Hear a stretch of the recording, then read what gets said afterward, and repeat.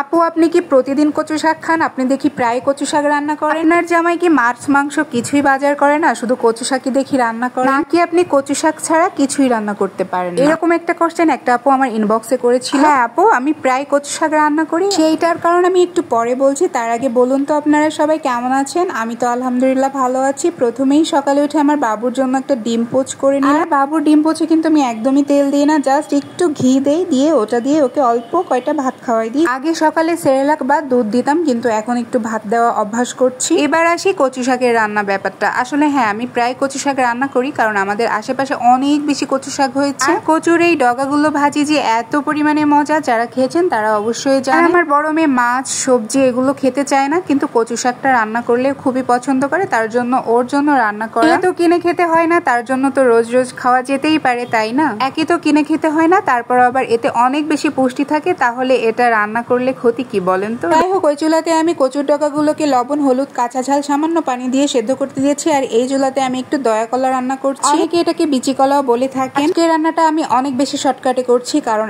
আজকে আমার এত বেশি দেরি হয়ে গিয়েছে সেটা বলার মতো না। এখানে মশলার সাথে কলাগুলোকে সুন্দর মতো কষিয়ে আমি এই মাছগুলো দিয়ে দিলাম। তার মধ্যে 2 পিস আম দিয়ে দিয়েছি, ফ্রিজে ছিল আমগুলো। অন্যদিন মাছগুলো ভেজে রান্না করি, আজকে মাছ ভেজে রান্না করারও সময় নেই, তার জন্য কষিয়ে রান্না করছি। সুন্দর মতো কলাটাকে কষিয়ে আমি এর মধ্যে পর্যাপ্ত পরিমাণে পানি দিয়ে দিব, পানি দিয়ে ঢেকে রান্না করে নেব কিছুক্ষণের জন্য। আর এই সাইডে চুলাতে আমি কচুর ডগা সেদ্ধ করতে বসিয়েছিলাম, আর সেটা আমি কড়াইটা চেঞ্জ করে দিয়েছি, কারণ আমার এটা পুড়ে গিয়েছিল হালকা তলের থেকে, তার জন্য আমি এটা কড়াইটা চেঞ্জ করে দিয়েছি, তাহলে আর পোড়া গন্ধটা আসবে না। এখানে আমার কলার তরকারিটা ফুটে উঠেছে, প্রায় কলাগুলো সেদ্ধ হয়ে গিয়েছে। আর এই তরকারিটা যে খেতে কি মজা হয়েছিল, আম দিয়ে আপনারা এটা রান্না করে খেয়ে দেখবেন, খুবই মজা লাগে। যারা খেয়েছেন তারা অবশ্যই জানেন। এখানে বেশ খানিকটা পরিমাণ পেঁয়াজ আর রসুন আমি ভাজি করে নিচ্ছি, এর মধ্যে আমি কচুর ডগাটা বাঘার দিয়ে নিলাম। আর এই কচুর ডগাটা যখন বাঘার দেওয়া হয় এত সুন্দর একটা স্মেল আসে, খুবই ভালো লাগে। এখানে আর একটা কড়াইতে আমি ঝাল পেঁয়াজ রসুন ভেজে আমি এখানে পাতাকপি রান্না করব। প্রত্যেকটা রান্নায় আজকে অনেক বেশি ফাঁকিবাজি করে রান্না করছি। আসলে আজকে সকালে ঘুম থেকে উঠছি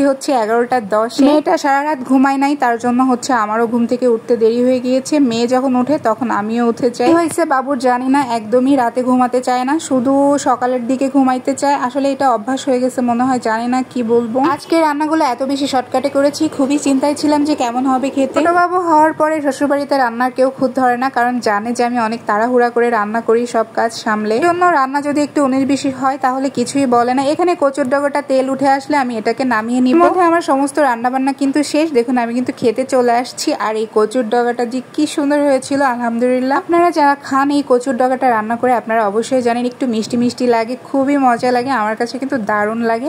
আর আমার বড় মেয়েটা খুবই পছন্দ করে এটা খেতে, সবজির মধ্যে শুধু ও এটাই খায়। ফাঁকিবাজি করে রান্না করলেও রান্নাগুলো সবকিছুই সুন্দর হয়েছিল। আমার কাছে সবাই বলেছিল ভালো হয়েছে, আর কলার তরকারিটা বেস্ট হয়েছিল। আজকের মতো এই পর্যন্ত, সবাই ভালো থাকবেন, আল্লাহ হাফেজ।